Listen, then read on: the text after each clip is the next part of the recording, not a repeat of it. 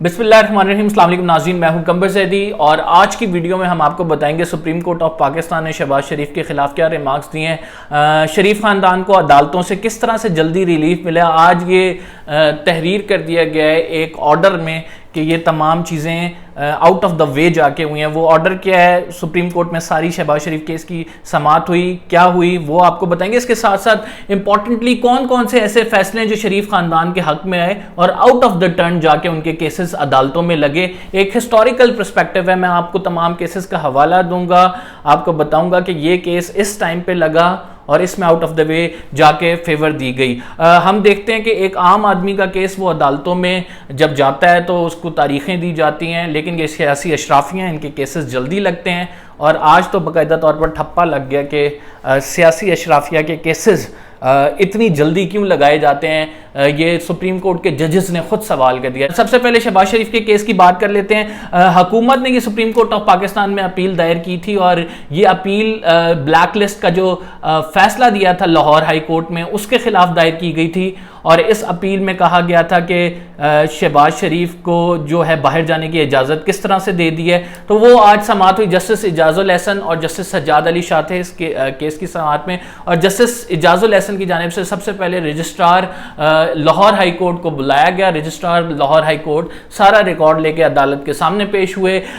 उनकी जानिब से कहा गया कि ये केस कब लगा, या क्या आम तौर पे केसेस में ये देखने को आता है कि इतनी जल्दी लगते हैं। तो रजिस्ट्रार हाई कोर्ट की जानिब से बताया गया कि ये 9:30 पर एतराज़ात थे उनकी दरखास्त पर शहबाज शरीफ की, उस पर समाअत होनी थी। नाज़रीन, जब कोई दरखास्त आती है तो अमूमी तौर पर देखा जाता है उसे रजिस्ट्रार ओके करता है, फिर वो सुप्रीम कोर्ट में समाअत के लिए जो है मंजूर होती है। अगर रजिस्ट्रार उस पर कोई एतराज़ लगा दे तो वो इब्तदाई समाअत सिर्फ ये होती है कि क्या इस दरखास्त को सुना जाना चाहिए सुप्रीम कोर्ट ऑफ पाकिस्तान में या हाई कोर्ट में, या फिर नहीं सुना जाना चाहिए, एतराज़ात दुरुस्त हैं। तो ये एतराज़ात जो रजिस्ट्रार ने लगाए थे इसके हवाले से समाअत थी, लेकिन बड़ा सरप्राइजिंगली 9:30 पर यह दरखास्त का एतराज़ात के हवाले से समाअत होनी थी और 11:30 पर 12 बजे इस केस का फैसला हो गया। यानी आपने एतराज़ात भी सुने और केस भी साथ ही सुन लिया, तो इतनी जल्दी क्या थी। जस्टिस इजाजुल एहसन की जानिब से ये इस्तफसार किया गया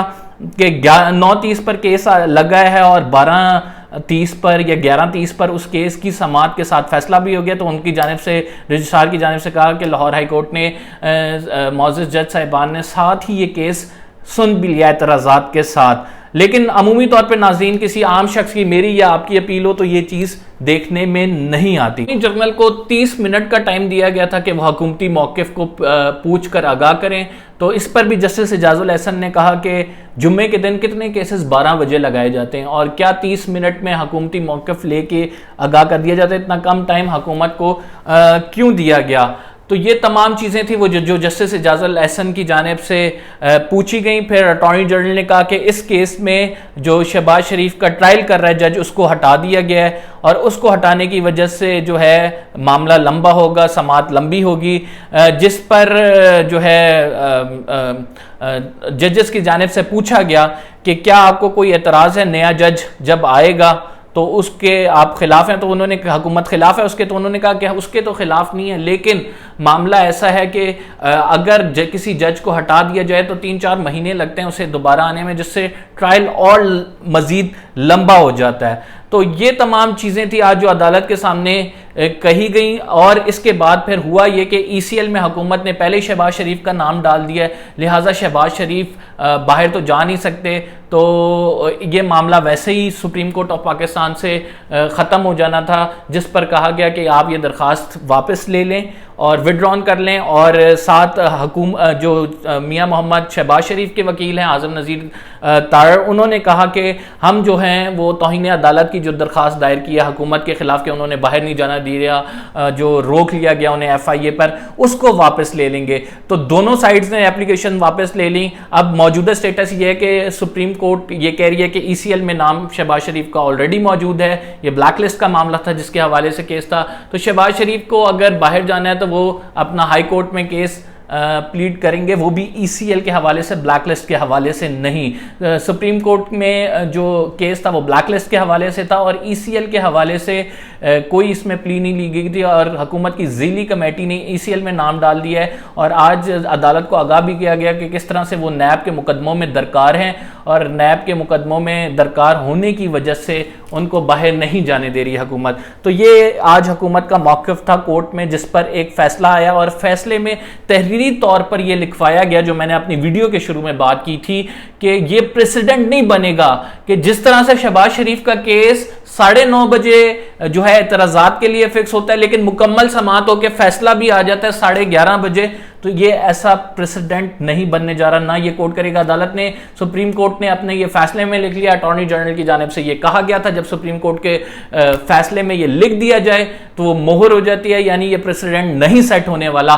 तो नाज़रीन, इससे ये आपको पता लगता है कि ये किस तरह से केसेस लगाए जाते हैं सियासी अशराफिया के और आउट ऑफ द टर्न लगाए जाते हैं। और अब तो सुप्रीम कोर्ट ने इसके हवाले से रिमार्क्स और अपनी ऑब्जर्वेशन दे दिया। चलें जरा माजी का जायजा लेते हैं कि कब इनका case out of the turn लगा है और क्या कुछ होता रहा है इनके साथ, सियासी अशराफिया को किस तरह से फ़ायदे दिए जाते रहे। आम आवाम के केस इस तरह से नहीं लगते। ये हमारा आज की वीडियो का मेन मुद्दा है। नाज़रीन, आपको याद होगा कि हमजा शहबाज को के घर पर नैब ने रेड किया था 5 अप्रैल 2019 को। उस रेड के फौरी बाद हमजा शहबाज साहब जब भाग गए थे तो उस रेड के फौरी बाद हमने देखा कि ये जुम्मे का दिन था और अगले दिन सैटरडे था। सैटरडे को स्पेशल जो है ज़मानत कबल गिरफ्तारी की दरख्वास्त आती है और उस पर समाअत हो जाती है। तो अमूमी तौर पर तो देखने में नहीं आता कि इतनी जल्दी किसी की दरख्वास्त और वो भी समाअत के लिए मंजूर हो जाए। दूसरा केस मियां मोहम्मद नवाज शरीफ साहब का डिस्कस करते हैं। जब उन्होंने बाहर जाना था तो वो केस उनका जो है अदालत ने जब इजाज़त दी तो 16 नवंबर 2019 था। 16 नवंबर 2019 को हफ्ते का दिन था जब अदालत की जानिब से कहा गया कि मियां मोहम्मद नवाज शरीफ मुल्क से बाहर जा सकते हैं 4 हफ्तों के लिए अपने इलाज के लिए। तो वो भी हफ्ते का दिन था। अमूमी तौर पर आम लोगों के केसेस नहीं लगाए जाते इतनी जल्दी। फिर उसके बाद बात करते हैं कि 4 हफ्ते का टाइम दिया गया, 4 हफ्ते बाद इस केस की समाअत होनी थी। लेकिन हम तो आज तक देख रहे हैं कि मियां मोहम्मद नवाज शरीफ तो बैरून मुल्क बैठे हैं और मियां मोहम्मद नवाज शरीफ जब बैरून मुल्क बैठे हैं तो वहाँ पे क्या उनकी ज़िंदगी उस तरह से मुतासर है जिस तरह से वो बीमार होके गए थे, उन्होंने वापस नहीं आना था। इसके मुतालिक अदालत क्यों नहीं समाअत कर रही? ये कब से पेंडिंग है? तो ये केस भी पेंडिंग है क्योंकि सियासी अशराफिया बड़ा मुश्किल हो जाता है। ये तमाम सियासी नोयत के केसेस हैं तो उसमें अदालत को फैसले क्यों नहीं करने होते। तीसरी जी हम डिस्कस करते हैं कि नाज़रीन, आपको याद होगा कि हुदैबिया पेपर मिल केस के हवाले से, हुदैबिया पेपर मिल केस जब हुआ था तो वो एक फरीक जो एक जज साहब थे उन्होंने इस कहा कि कार्रवाई होनी चाहिए लाहौर हाई कोर्ट के, जबकि दूसरे जज साहब ने इससे इख्तलाफ किया तो मामला रेफरी जज के पास चला गया। पूरे 1 साल लाहौर हाई कोर्ट में ये केस नहीं लगा, रेफरी जज के पास नहीं गया। और फिर हमने ये देखा कि उसके बाद मुस्लिम लीग नून की गवर्नमेंट आई, रेफरी जज के पास भी चला गया मामला और इस मामले को उन्होंने बंद भी कर दिया। तो ये भी होता रहा है। इसके साथ अगर हम देखें शहबाज शरीफ के मामले में, ज़रा इसी पे नज़र दौड़ा लें जो अभी रिसेंटली हुआ है। शहबाज शरीफ के मामले पे 2 जजेस के दरमियान टाई हुआ, रेफरी जज के पास गया, 3 दिन के अंदर रेफरी जज ने उस पर फैसला कर दिया। और जो सुप्रीम कोर्ट ऑफ पाकिस्तान ने कहा कि ये इतनी जल्दी क्यों हुआ है। तो ये तमाम मामलात हैं जो कि होते हैं, आवाम देखती है, आप तक पहुंचाने ज़रूरी हैं। फिर त्यारा साजिश केस पे आ जाते हैं। त्यारा साजिश केस की नाज़रीन बात की गई 1999 जब नवाज शरीफ जिला वतन 2000 में 1999 में जब इनके खिलाफ केसेस चल रहे थे, नवाज शरीफ साहब के खिलाफ फैसले आए त्यारा साजिश केस में, इनको सज़ा हुई और ये चले गए। उसकी रिव्यू पिटीशन फाइल की जाती है 2007 में। रिव्यू पिटीशन का मैं आपको बताऊं स्कोप होता है 30 दिन। आपने 30 दिन के अंदर रिव्यू पिटीशन दोबारा फाइल करनी है, वरना तो वो अदालत कहेगी ये टाइम बार्ड हो चुका है, आप इसको नहीं सुन सकते। 2007 में इनकी रिव्यू पिटीशन इंटरटेन की जाती है और फिर इनको रिलीफ दिया जाता है। तो ये तमाम रिलीफ तो मिलते रहे हैं। इसके बरक्स जस्टिस काजी फाइज ईसा साहब ने पनामा पेपर ये जो हुदैबिया पेपर मिल केस है इसको खत्म किया सिर्फ इस वजह से कि वो टाइम बार्ड हो गया था, उसमें नैब ने अपील नहीं की तो जज साहब ने तो ये क्लोज कर दिया। तो जस्टिस काजी फाइज ईसा ने, तो ये अगर आपने वो केस क्लोज किया तो 2007 की अपील हमारे पास प्रेसिडेंट मौजूद है कि वो किस तरह से आपने जिला वतनी केस दोबारा से जो है उसकी नजरसानी दरख्वास्त को इंटरटेन किया है। क्या हुदैबिया पेपर मिल की दोबारा से नजरसानी दरख्वास्त इंटरटेन की जाती है या की जा सकती है यानी। तो नाज़रीन, ये वो तमाम मामलात हैं जो कि हो रहे हैं ऑन ग्राउंड और सियासी अशराफिया को रिलीफ दिया जाता है।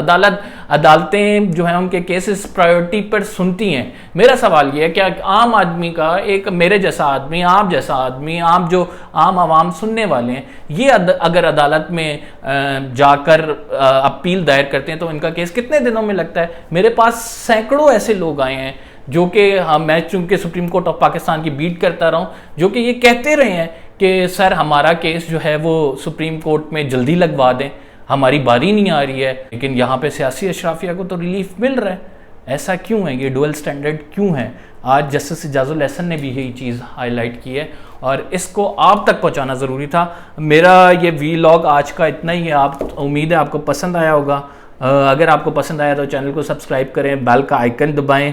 इंशाल्लाह अगले प्रोग्राम में कोई मज़ीद नई स्टोरी के साथ आपसे मुलाकात होगी। फ़िलहाल के लिए इतना ही। अल्लाह हाफ़िज़।